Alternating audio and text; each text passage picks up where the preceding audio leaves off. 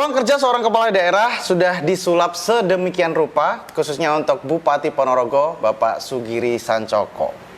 Kemarin sudah kita bahas nih, sebegitu menariknya, sebegitu eksentriknya ruangan kerja dari seorang Ponorogo I.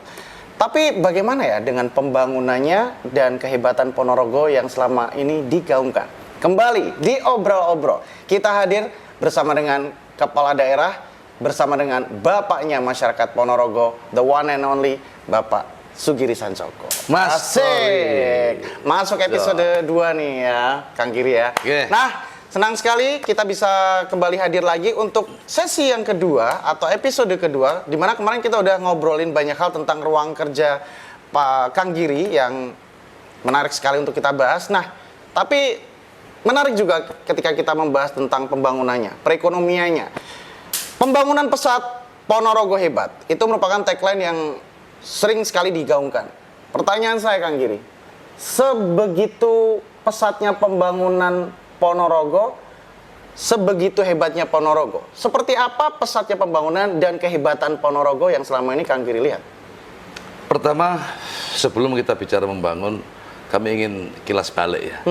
Bahwa ketika kami diberi amanah oleh rakyat dan kami dilantik pada tanggal 26 Februari 2021, kami mencoba memotret keadaan secara telanjang bulat. Berapa pertumbuhan ekonomi, berapa angka kemiskinan, berapa persen jalan mantap, lalu kemudian jumlah dan panjang jalan kita berapa, berapa persen layanan pendidikan yang rusak, misalnya sekolah-sekolah yang sudah mau ambruk, lalu kemudian pelayanan kesehatan di belahan barat sudah adakah atau belum, lalu di Ngebel ada pelayanan wisata apa belum, untuk puskesmasnya seperti apa, lalu seperti apa penanganan terhadap rumah sakit, terhadap orang sakit.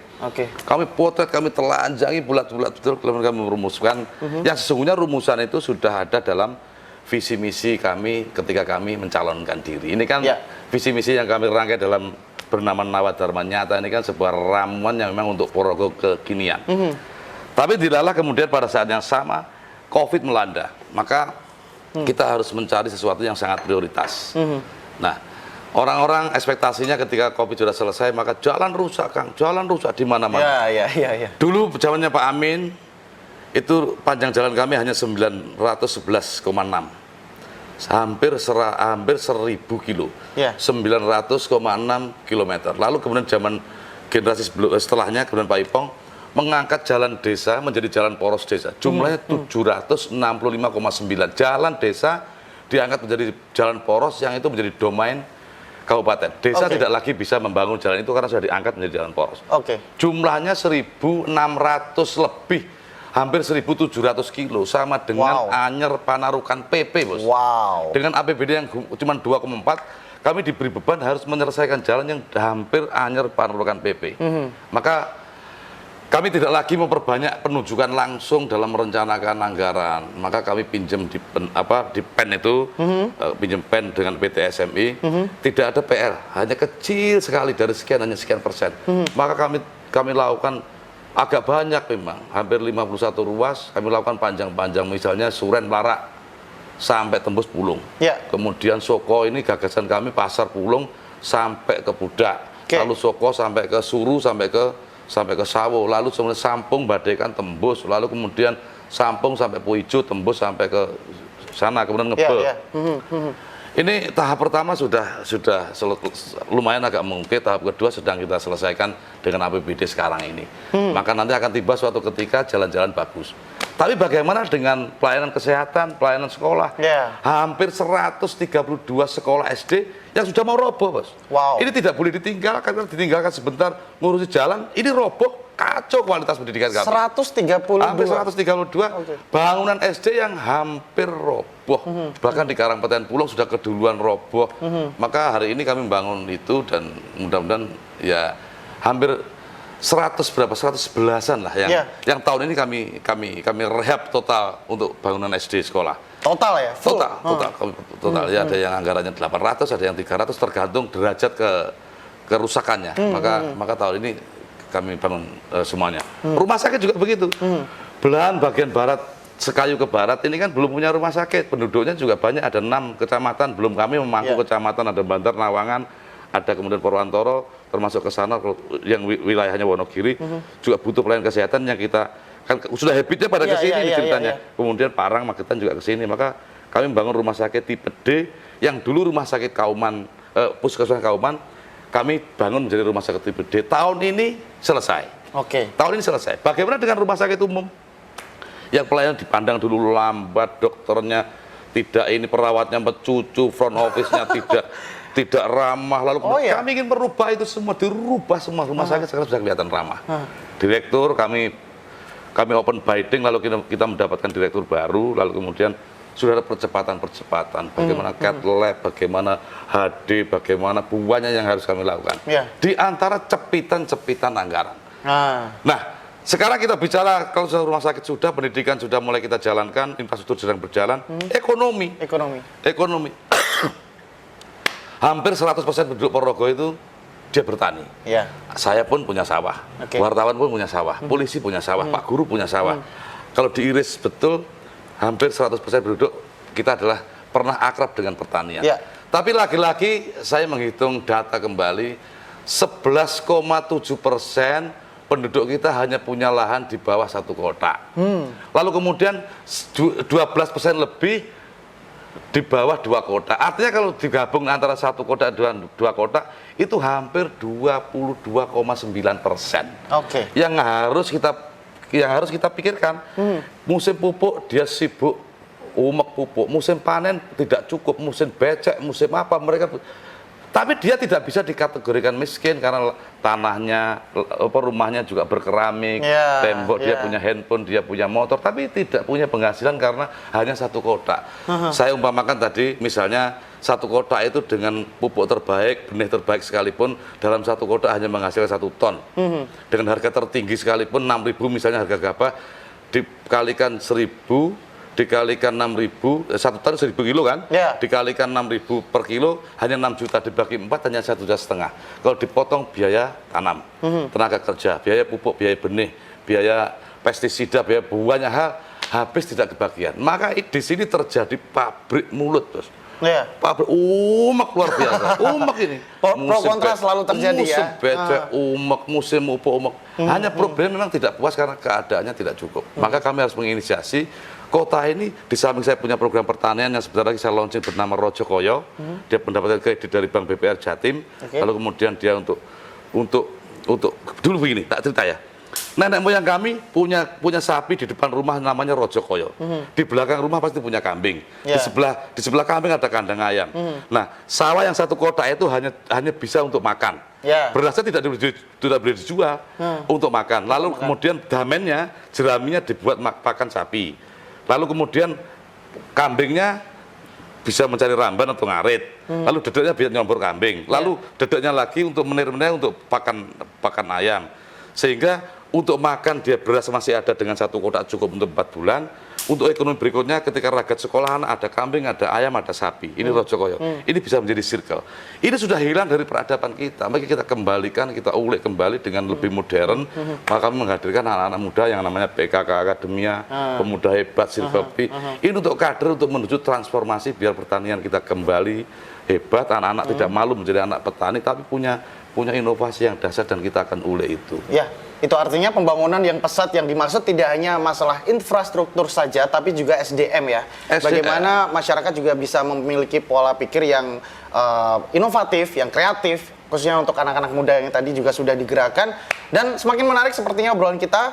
Jangan kemana-mana, kami akan kembali di Obrol-Obrol. Saya ketika pada visi misi pertama mencalonkan, saya menawarkan soto misalnya. Ini saya memasak soto, Bapak Ibu. Soto itu adalah terdiri dari ini. Nah, sementara pihak lain menawarkan rawon. Lalu kemudian kami ketika sudah kami menang dilantik, dia merasakan soto seperti persepsi dia merasakan rawon. Pasti gak ketemu kan? Oh gak enak, kamu gak enak keluar soto kok ireng. Loh, namanya soto, ya apa sih?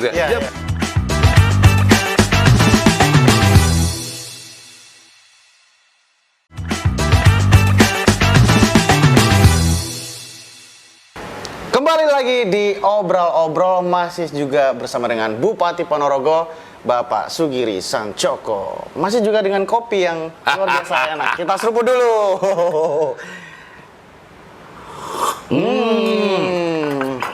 enak banget nih ya. Ruang kerja seorang kepala daerah dibikin kayak gini tuh lebih hangat, lebih intim sama pemimpinnya. Lebih intim. Nah, Kang Giri, saya adalah salah satu orang yang cukup percaya bahwa seorang kepala daerah, seorang bupati khususnya ini selalu bekerja sungguh-sungguh untuk bisa mensejahterakan masyarakatnya, untuk bisa mengembangkan daerahnya dan lain-lain. Walaupun memang banyak sekali tantangan, khususnya pro kontra ya. Pastinya setiap kebijakan selalu melahirkan pro dan kontra. Seperti apa pro dan kontra di tengah masyarakat dan juga tantangan-tantangan dalam perjalanan memimpin Ponorogo? Pertama dari bahan baku kami diberi amanah untuk memimpin sudah melalui pemilihan langsung. Ya. Artinya kami menang di angka 63%. Artinya ada 47%, 63%. 37 ya. Nah, Iya. Ada 37% yang tidak berpihak kepada kami. Yes. Yang itu dalam tanda kutip akan menjadi oposisi. Iya, Kalau iya. pasti. Dan kami sadar itu, tapi kami mencoba tidak akan pernah ketemu. Saya ketika pada visi misi pertama mencalonkan, saya menawarkan soto misalnya. Ini saya memasak soto, Bapak Ibu. Soto itu adalah terdiri dari ini. Nah, sementara pihak lain menawarkan rawon. Lalu kemudian kami ketika sudah kami menang dilantik, dia merasakan soto seperti persepsi dia merasakan rawon. Pasti gak ketemu kan? Oh gak enak kan, gak enak keluar soto kok ireng. Loh, namanya soto, ya apa sih? Dia berharap seperti rawon. Maka ada ekspektasi di tengah masyarakat. Di tengah masyarakat, selalu berbeda. Itu justru kami jadikan alat untuk otokritik kami, untuk menjadi kontrol kami. Biarkan mereka bersosmed, biarkan mereka mengkritik kami, itu justru menjadi alat kami untuk melecut spirit, untuk melecut semangat, untuk melecut etos kerja, untuk beri cambuk dari teman-teman OPD. Ya, biarkan itu menjadi hal yang lumrah dan kami menghormati betul. Bahkan kami ajak, ayo kita kritisi lah. Mana misalnya kualitas, ayo dicek bersama-sama, misalnya bangun aspal. Ya sudah dicek bersama-sama, tidak hanya penegak hukum, tidak hanya BPK, tapi rakyat boleh saja bicara apa saja. Selama kemudian untuk membangun. Kritik boleh selama konstruktif dan membangun. Itu keren. Dan berikan tidak gagasan. Untuk menjatuhkan ya. Berikan gagasan kepada kami untuk lebih baik. Karena apapun kalah menang itu sudah amanat dan itu salah satu yang penting. Maka kami mencoba untuk kritikan kami jadikan alat untuk bersama-sama, itu kerjasama dengan mereka untuk membangun dan menjadi otokritik kami. Ya, betul. Itu lebih dewasa, saya pikir itu. Ya, oke. Tantangannya itu. Tantangannya kedua, APBD kami sempit, Bos, karena hampir semua APBD ini sekarang ada DAU khusus, ada DAK, DPHJAT diatur oleh pusat. Kami diberi kelonggaran yang tidak terlalu longgar sehingga ruang kami berinovasi agak sedikit tidak bisa mengeksplor keinginan kami, tidak bisa mengeksplor ekspektasi kami, bahkan tidak bisa mengeksplor ilmu yang kami bawa. Nah, ini terlalu membentur dinding, tapi kami tidak boleh patah arang, harus ada jalan untuk menuju ke sana. Misalnya pertama kali kami dilantik, kami mencoba membangun HOS Cokro Aminoto. Itu dibangun dengan cara gotong royong, NU, Muhammadiyah, kemudian pengusaha yang ada di Jalan HOS Cokro Aminoto, lalu koperasi, lalu yang punya toko, lalu partai, caleg-caleg juga, DPR juga ikut ambil dan andil bagian untuk menyelesaikan HOS. Yang panjangnya hampir sekilo, 750 meter itu selesai dalam waktu 2-3 bulan dan ada APBD tapi kecil sekali dan ternyata juga menjadi bagus. Sekarang ekonomi tumbuh di sana, banyak UMKM, banyak PKL, orang nongkrong, peradaban juga mulai bagus, anak-anak muda, mahasiswa pada membuat skripsi di sana, belajar di sana sampai malam-malam, bawa laptop, tidak ada yang sweet, tidak ada yang menggoda, tidak ada yang artinya ini dingin. Lalu kami sambung di beberapa kota untuk di beberapa jalan yang menuju kota untuk menjadi halo efek bahwa Ponorogo itu sedang bagus, sedang membangun dan peradaban sebenarnya bagus. Ini cara kami untuk membuat kincir ekonomi sambil membuat peradaban yang menjadi lebih baik. Balapan juga sudah agak terkurangi karena kami juga membuat sirkuit. Banyak harus kami selesaikan dan mudah-mudahan sisa waktu yang pendek ini adalah waktu yang sangat berarti sehingga kami banyak turun di lapangan. Kadang-kadang waktu kami menjadi ofisial, menjadi pemimpin kantor agak terkurangi oleh jam-jam yang di lapangan karena kami ingin memastikan betul bahwa sudahkah berjalan program kemarin, Sudahkah berjalan? Saya tidak hanya ingin mendapat laporan saja, kami ingin melihat dengan mata kepala sendiri sambil berangkulan dengan rakyat bahwa ayo kita bersama-sama, kita ini ditakdirkan untuk bersama-sama, Ponorogo ini butuh sesuatu yang bersama-sama, tidak hanya saling menyalahkan, tapi mana yang salah, mana yang benar, mari kita rumuskan bersama dalam satu meja untuk menuju ke yang lebih baik. Itu pikir-pikiran. Tentunya banyak sekali tantangan-tantangan yang memang sempat hadir gitu ya di tengah pemerintahan eranya Kang Giri gitu. Tadi juga sudah disebutkan bahwa ada beberapa kesuksesan dalam mulai merekonstruksi beberapa bangunan-bangunan, khususnya juga di bidang pendidikan. Tadi sekolah-sekolah juga sudah mulai dibangun dan lain-lain. Untuk kesehatan seperti apa, Kang Giri? Dengar-dengar kemarin juga stunting cukup sukses. Stunting agak lumayan bagus, artinya target kami di angka 20%. Malah justru target nasional 20%, kami mampu melampaui itu 14,7% Ponorogo. Artinya jauh dia lebih bagus daripada nasional. Ini gotong royong semua pihak, artinya kami juga mengundang NU, mengundang Muhammadiyah, mengundang Fatayat Muslimat Aisyah, MUI, lalu Dinas Kesehatan, Dinas KB, Kepala Desa, Pak Camat, dan semua penggiat kita ajak berkumpul, kita rumuskan bersama-sama. Adakah bayi yang sedang dalam kandungan, yang kemudian ibunya sedang tidak mampu, keluarganya sedang tidak mampu, kita pikirkan bersama-sama. Termasuk sumber dari stunting adalah bagaimana agar pernikahan dini terkurangi. Tahun lalu viral di mana-mana ke Ponorogo, ada diska sampai 176 diputus oleh pengadilan agama. Sekarang sudah mulai turun lagi, buktinya per hari ini baru ada sekitar 47 lah yang sudah disidangkan. Artinya ini tengah tahun ada 47 yang disidangkan, berarti akan mengalami penurunan. Dan kami konsisten sejak 2021, 2022, 2022 selalu turun dan selalu turun. Kami mencoba untuk mengajak semua pihak. Budaya-budaya yang tidak support dengan peradaban baik, kita agak bukan kita larang, tapi kita sadarkan ini tidak supporting kepada pendidikan. Ingat loh ya, kita hidup ini tugas yang paling penting adalah bagaimana generasi setelah kita, anak cucu kita jauh lebih bagus daripada kita mengenai quality SDM, akhlak dan moralnya, tingkah lakunya, ekonominya, peradabannya. Nah, ini PR yang tidak sederhana, maka kami mengajak semua pihak, ayo PR ini penting. Kalau cuma sekedar bangun jalan, APBD selesai untuk bangun jalan, 2 tahun jalan selesai, Bos. Tapi bagaimana dengan pendidikan? Bagaimana dengan moralnya? Bagaimana dengan budaya reok yang sudah adiluwung, mampu kemudian kita proyeksikan untuk menggantikan ekonomi yang kosong-kosong, lalu untuk membuat kegagalan anak-anak muda. Ini kan keren kalau tidak diulik satu persatu, tidak akan pernah mencapai. Jalan-jalan, iya jalan, sabar sambil berjalan, kita akan lakukan perbaikan jalan, pendidikan, lain-lain.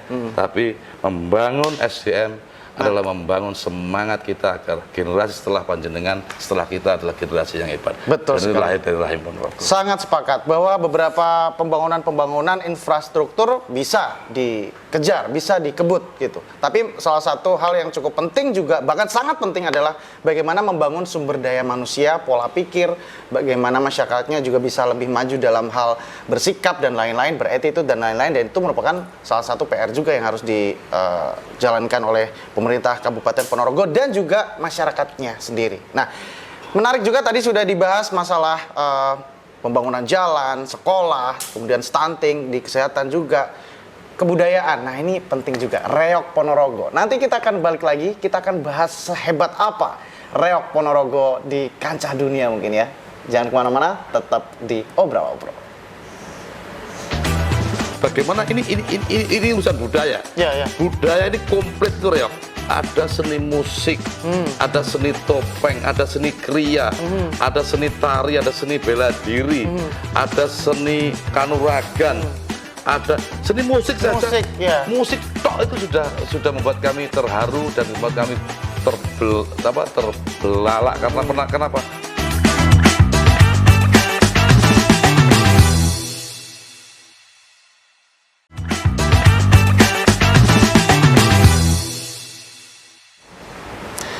Lagi di Obrol-Obrol dan masih bersama dengan the one and only Kang Giri. Mas Tori. Kang Giri, ya memang sepertinya seluruh Indonesia ini ya, atau bahkan seluruh dunia ini sudah tahu ya, Reok itu dari mana ya, Ponorogo. Dan Ponorogo sendiri sudah memiliki sebuah kekhasan yang sebegitu mendunianya, Reok Ponorogo. Tapi apakah memang Ponorogo puas dengan hal itu saja.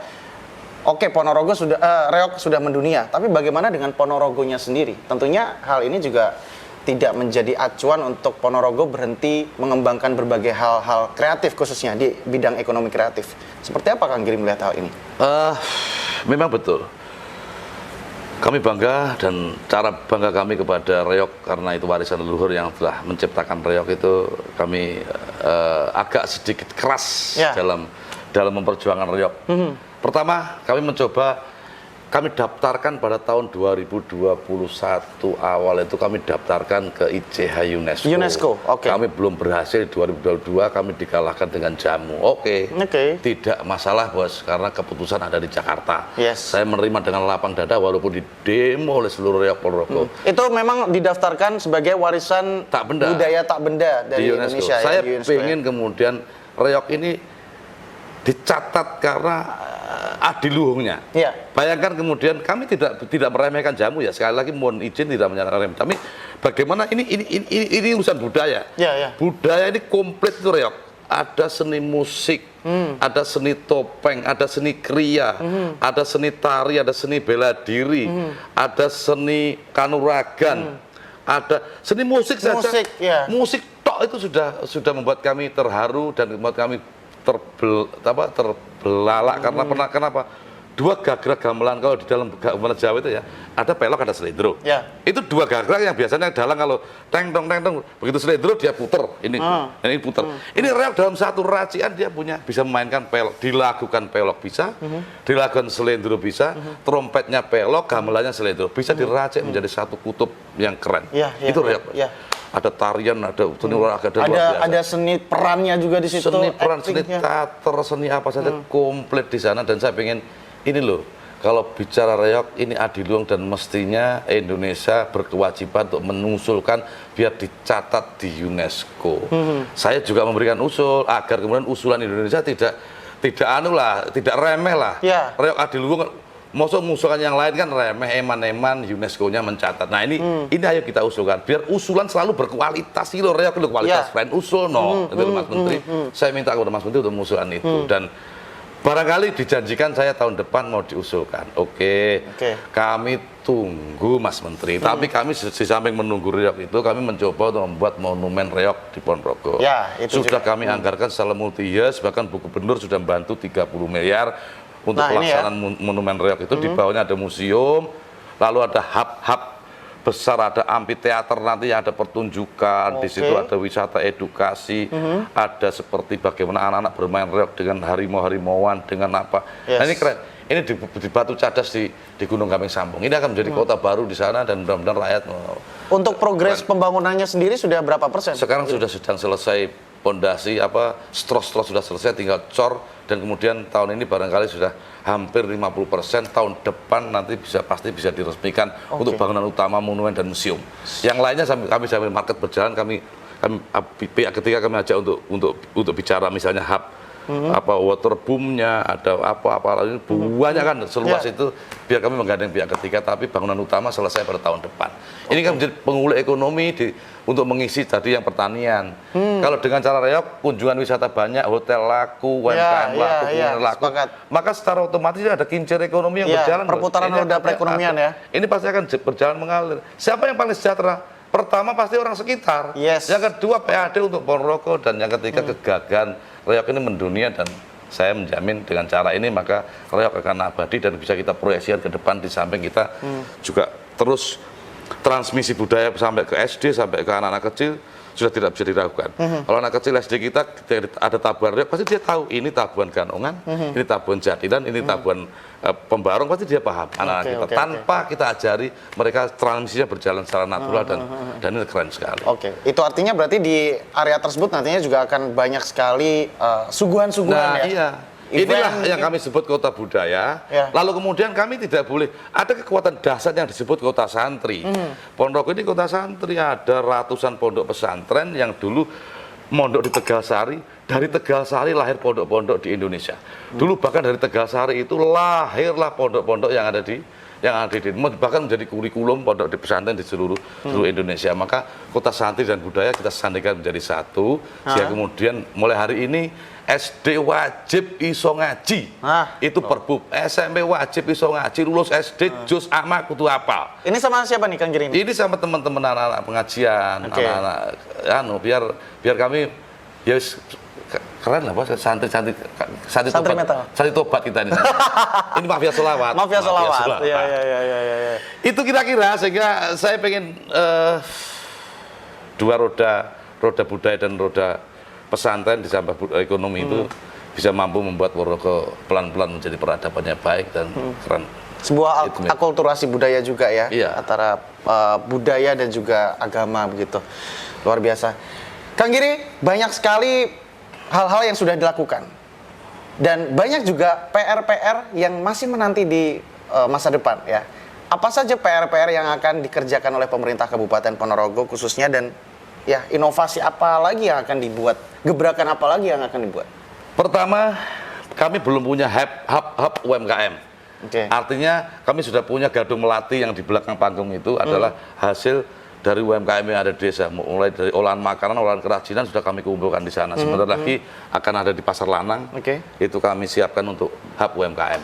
Lalu kemudian kami ingin percepatan kota, kemudian percepatan bangunan menjadi kenyataan sehingga transformasi ekonomi bisa berjalan dengan baik. Termasuk kami harus menghasilkan Rojokoyo yang kami canangkan menjadi program bagaimana mengatasi yang 22% tadi menjadi kenyataan. Itu penting untuk menutup masa jabatan saya biar kemudian rakyat merasa mempunyai bupati yang tekone karo lungone itu.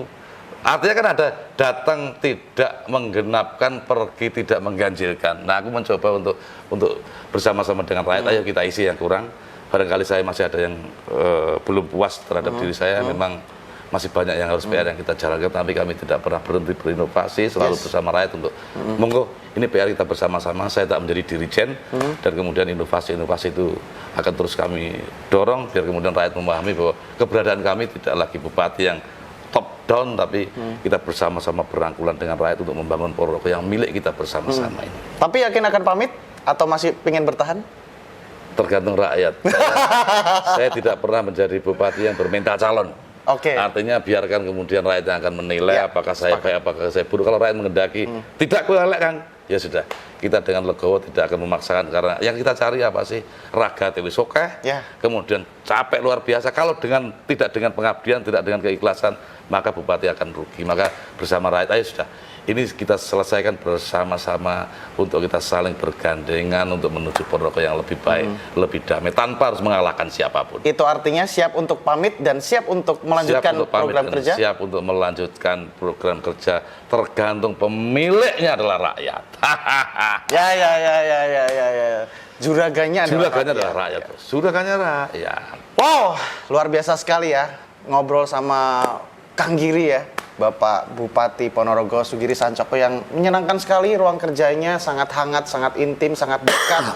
Begitu juga dengan berbagai macam presentasinya tadi yang sudah dijawab. Berbagai macam pembangunan infrastruktur sudah dilaksanakan. Berbagai macam pembangunan sumber daya manusia juga sudah dimaksimalkan juga. Berbagai macam PR yang nantinya juga akan dilakukan, yang akan dikerjakan juga semoga kedepannya akan benar-benar bisa sesuai harapan. Ya, mungkin terakhir harapan ke depan dan juga pesan-pesan untuk teman-teman atau masyarakat Ponorogo, singkat saja. Selama saya menjadi bupati dan saya mewakili juga Ibu Wakil Bupati, barangkali belum mampu memuaskan panjenengan, tapi izinkan kami terus melakukan inovasi agar kemudian tidak hanya puas saja, tapi yang kita capai adalah bagaimana Ponorogo itu menjadi lebih baik, terutama kepada generasi penerus kita harus lebih baik daripada hari ini, daripada kita, dan mudah-mudahan itu akan kita capai bersama-sama. Mari kita gotong royong untuk memperbaiki kualitas generasi penerus kita. Anak panjenengan, anak saya, dan anak semua yang lahir di Ponorogo, mudah-mudahan akhlaknya baik, SDM-nya baik, dan Ponorogo menjadi baik. The one and only Haji Sugiri Sancoko, SEMM. Tos dulu. Iya, mantap banget. Pembangunan pesat Ponorogo hebat. Semoga Ponorogo tetap menjadi sebuah daerah yang luar biasa, nyaman untuk masyarakatnya, dan menjadi sebuah jujukan wisata yang luar biasa juga dengan reoknya yang begitu mendunia dan begitu hebat. Terima kasih banyak kasih, Mas Bapak Tori. Bupati Sugiri Sukses buat Sancoko. panjenengan. Terima kasih, sukses juga buat untuk Jawa Pos. Yes, Jawa Pos TV Madiun ya. Jawa Pos TV Madiun, Yes. oke. Independen, Respect menghibur.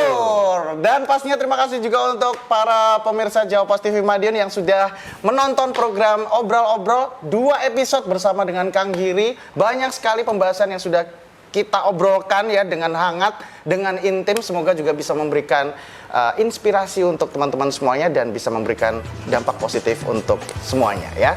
Jangan lupa untuk tetap nonton Obrol-Obrol yang hadir setiap pagi di Jawa Pos TV Madiun mulai jam 7:30 pagi sampai dengan jam 8 pagi, tentunya hanya di Jawa Pos TV Madiun.